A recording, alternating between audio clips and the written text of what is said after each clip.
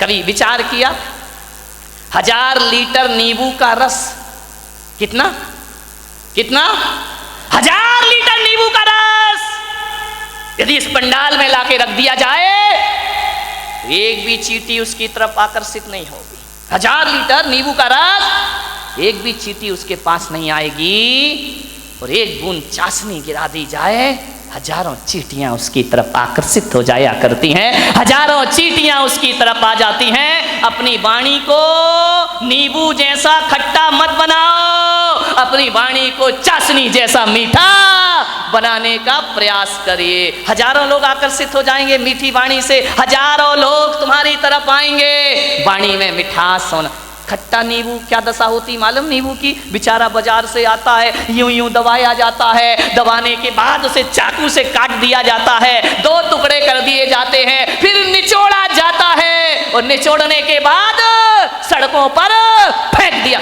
खट्टे लोगों की यही स्थिति होगी, ध्यान रखना। निचोड़े जाओगे, सड़कों पर फेंके जाओगे, सैकड़ों लोग तुम्हारे ऊपर लाते रख के निकल जाएंगे। ध्यान, चाशनी बनो, मीठे बनो, वाणी में वीणा की झनकार होना चाहिए। लेकिन आज वीणा की झनकार नहीं, वाणी में बाण बसे हुए हैं, ध्यान रखना। एक महाभारत का युद्ध हुआ इस देश में। एक बात याद रखना, ये महाभारत द्रौपदी के चीरहरण से नहीं हुआ है, ये महाभारत जुए में हार जाने से भी नहीं हुआ है, ध्यान रखिए। ये महाभारत शकुनी के पासे बदलने से भी नहीं हुआ है। ये महाभारत इस देश में यदि हुआ है तो ध्यान रखना, दुर्योधन के कारण भी नहीं हुआ है। ये महाभारत इस देश में यदि हुआ है तो द्रौपदी के कारण इस देश में महाभारत की रचना हुआ करती है। मान्यवर, आप विचार करिए, जब पांडवों को खंडप्रस्थ दिया गया कि जाओ पांडु पुत्र, धृतराष्ट्र ने कहा खंडप्रस्थ तुम्हें दिया जाता है, पूरा हस्तिनापुर दुर्योधन को दिया जाता है। ध्यान रखना, प्रस्ताव रखा, सुलह की बात हुई, दुर्योधन ने खंडप्रस्थ दे दिया। जहां ना पानी बरसता था, ना जहां फसल होती थी, बंजर भूमि, जाओ वहां रहो। युधिष्ठिर ने कहा, अर्जुन ने कहा, कोई बात नहीं, यदि हम में ताकत होगी तो खंडप्रस्थ को इंद्रप्रस्थ बना करके रख दिया जाएगा। ध्यान रखें, हौसले बुलंद होना चाहिए। खंडप्रस्थ दे दिया, जहां पर खंडर ही खंडर है, बंजर भूमि है। 5 पांडवों ने पुरुषार्थ किया, मेहनत की, खंडप्रस्थ को इंद्रप्रस्थ में तब्दील कर दिया और इतना सुंदर बनाया। आज कितने भी बड़े आर्किटेक्ट हों, वो व्यवस्था नहीं ला सकते हैं। कैसे लोग थे, कैसी बुद्धि थी उनकी, बिना पढ़े लिखे भी इतना सब कुछ कर लिया करते थे। इतना सुंदर महल बनाया, पूरी दुनिया में चर्चा हुई कि युधिष्ठिर अर्जुन ने इतना सुंदर इंद्रप्रस्थ बनाया है, हजारों लोग देखने जा रहे हैं, बहुत खूबसूरत। दुर्योधन ने कहा कि मैं भी तो चल के देखूं। गया इंद्रप्रस्थ में, और जैसे ही इंद्रप्रस्थ पहुंचा दुर्योधन, इतना अद्भुत महल था, जो दिखता था वो होता नहीं था, और जो होता था वो दिखता। दुर्योधन ने अपनी धोती संभाली, उसे लगा कि यार यहाँ तो पानी पानी दिखाई दे रहा है। धोती संभाल करके चल रहा है, वहां तो पानी था ही नहीं, केवल दिखाई देता था। आगे देखा दुर्योधन ने, रंगोली बनी हुई है, चौक पूरे हुए, बहुत सुंदर है। अरे बोले, यहाँ से तो आ गया, अब क्या धोती पकड़ना, अब क्या अपने को संभालना। इतना सुंदर, आंखें फटी की फटी रह गई दुर्योधन की। आगे बढ़ा, पानी था, गिरा छपाक से पानी में, पूरे कपड़े गीले हो गए। जोरदार अट्ठास हुआ झरोके से, बड़ी जोर से व्यंग की हंसी आई। उसने कहा, देवर जी ये क्या हो गया? द्रौपदी की आवाज आई, गिर गए। अरे संभल के चलना सीखो देवर जी।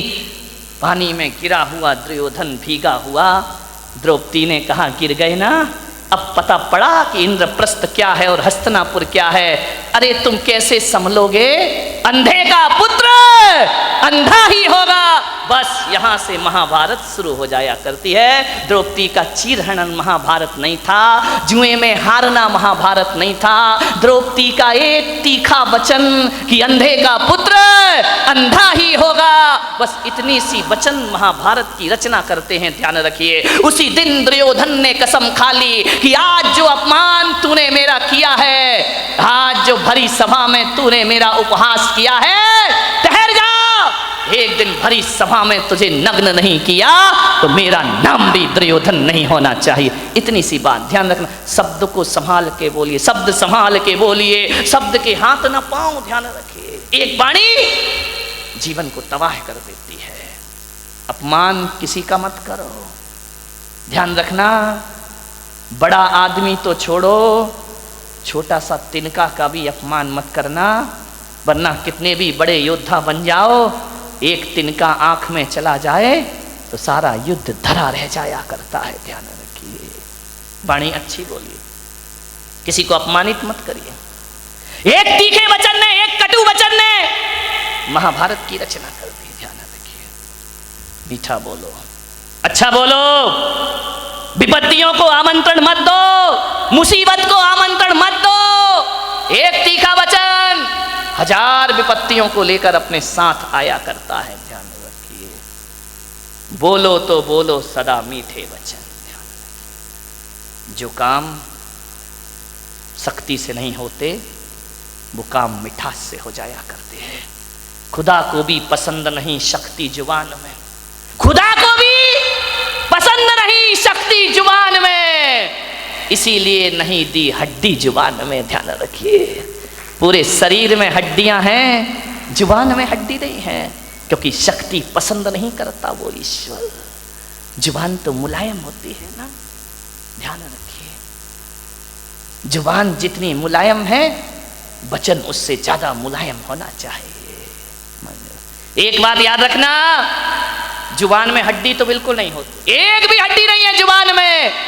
लेकिन एक बात याद रखना बारामती वालों, उसमें हड्डी तो एक भी नहीं होती है, लेकिन ताकत इतनी है कि सारी हड्डियां तोड़वा के रख देगी। ध्यान रखना, एक भी हड्डी नहीं बचेगी। यदि वो अपनी पे आ गई तो सारी हड्डियां तोड़वा देगी तुम्हारी।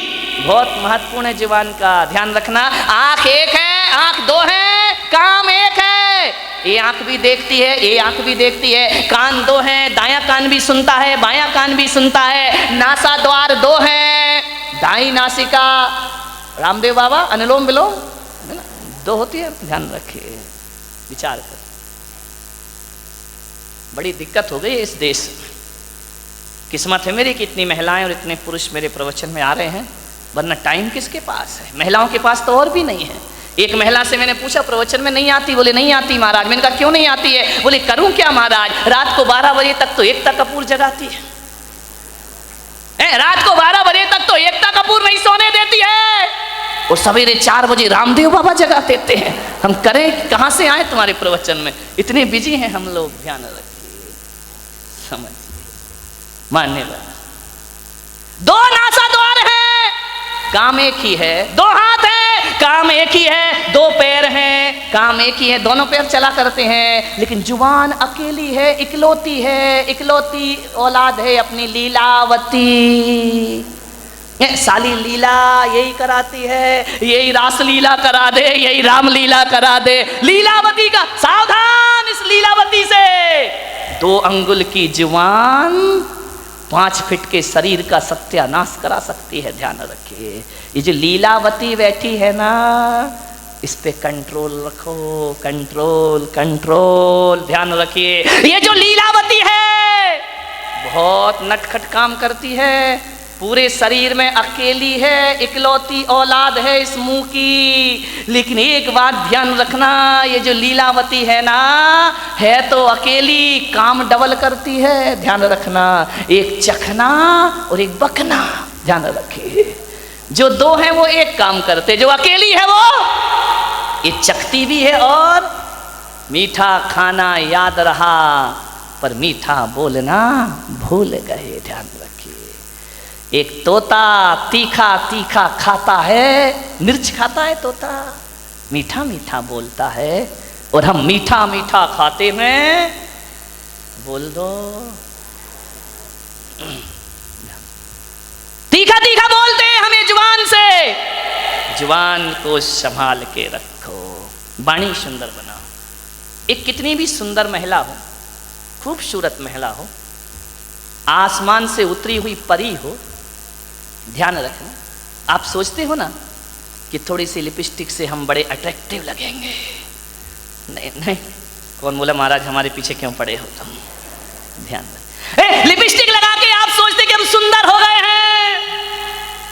मैं आपसे निवेदन करता हूं, ओंठ कितने भी सुंदर बना लो, कितने भी लिपस्टिक लगा लो, कितने भी पतले ओंठ हो जाएं तुम्हारे, कितने भी गुलाबी ओंठ हो जाएं, लेकिन वाणी कड़वी हो तो बताइए आपका सौंदर्य कितनी देर टिकने वाला है? ओंठों का सौंदर्य ज़्यादा नहीं टिका करता है। मुझे तो समझ नहीं आता है, ये महिलाएं लिपस्टिक लगा के अपने को सुंदर समझती हैं, आदमी तो लिपस्टिक नहीं लगाता ना। नहीं, बारामती का मुझे पता, लगाते हो क्या? नहीं लगाते ना। एक बात बताओ, ये सोचती है लिपस्टिक से सुंदरता बढ़ती है, तो लिपस्टिक लगा के सुंदर दिखने वाली देवी हो, बिना लिपस्टिक वाले पे क्यों मरती हो? फैसला करो, फैसला। ये तो लिपस्टिक जान इन पे ही देती है लोग, ध्यान रखिए। इसका मतलब है लिपस्टिक कितनी भी अच्छी हो, चेहरे की सुंदरता कितनी देर की? आधे घंटे। एक बात बताओ, एक सुंदर चेहरे को एक बार देखोगे, दो बार देखोगे, तीन बार देखोगे, बार बार देखोगे, उस चेहरे से भी जी भर जाएगा। ध्यान रखिए, ध्यान रखना।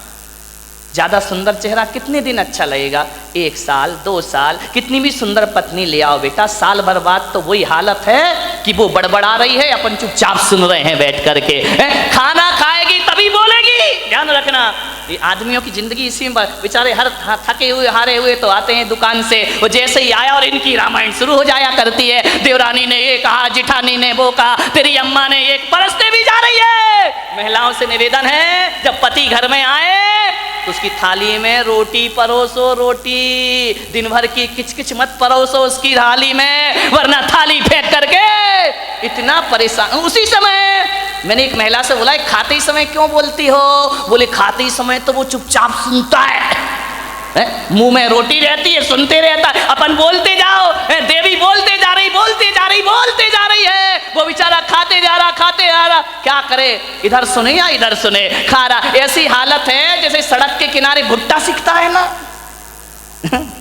भुट्टे नहीं सेकते रहते, वो एक हाथ से हवा करते जा रहा, भुट्टा सिकते जा रहा, हवा करते जा रहा, भुट्टा सिकते जा रहा, रोटी पटकते जा रही, भुट्टा सिकते जा रहा, सिकते जा रहा, सिक गया भुट्टा।